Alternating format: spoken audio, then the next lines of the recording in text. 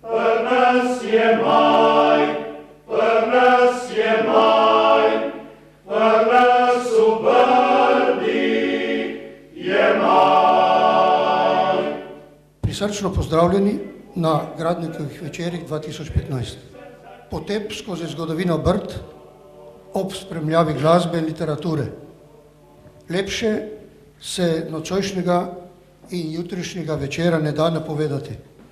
V tem raju je tudi pesnik iskal svoj mir med svojimi ljudmi, z domačimi navadami in običaji, z navdihom domačnosti in iskrenosti med briškimi brajdami in ob ognjišču v briški hiši. Dober večer vsem na letošnjem prvem Gradnikovem večeru.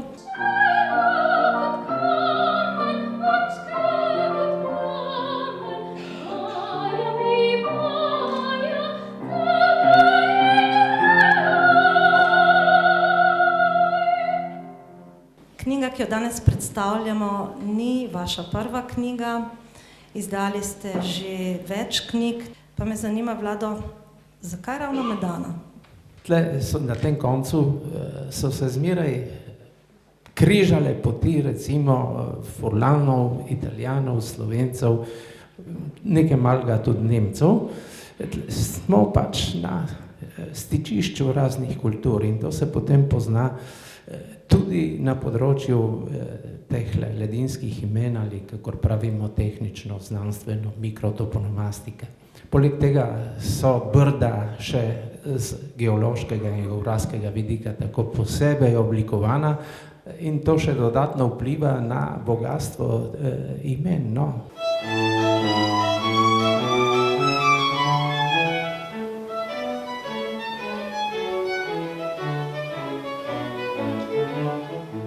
V imenu občine Brda in Zavoda za turizem, kulturo, mladino in šport Brda vas lepo pozdravljam na današnjih drugih Gradnikovih večerih.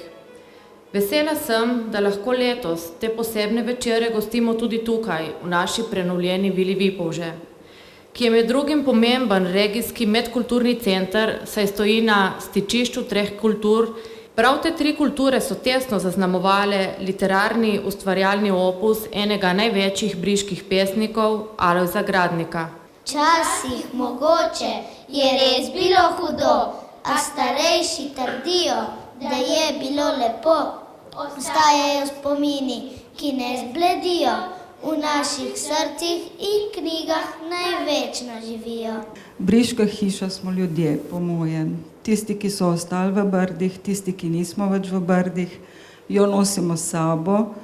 Ampak ne samo ljudje, to je ta težka pokrajina. Tukaj smo imeli na neko srečo to preplet z ravninskim in grečevnatim svetom, tako da nismo bili odvisni samo od teh gričev in tega tipa življenja. In nazadnje smo pokrajina, ki se odpira proti zahodu. Za nas arhitekte je zelo zanimiva pregled zgodovine, prav zaradi tega, da uspemo videti neko kontinuiteto gradnje. Brez dvoma, da je dolgo časa se bivališče razvijalo glede na način kurjenja oziroma ogrevanja. Torej, najstarejša oblika bivališča, ki ni samo za te kraje značilna, ampak tudi drugje, je ognjenica, tako se pač imenuje, in sicer gre za tip stavbe, ki je enoceličen, majhna hišica in značilno je, da v sredini so v večini primerov so kurili ogenj in ta dim se ni odvajal.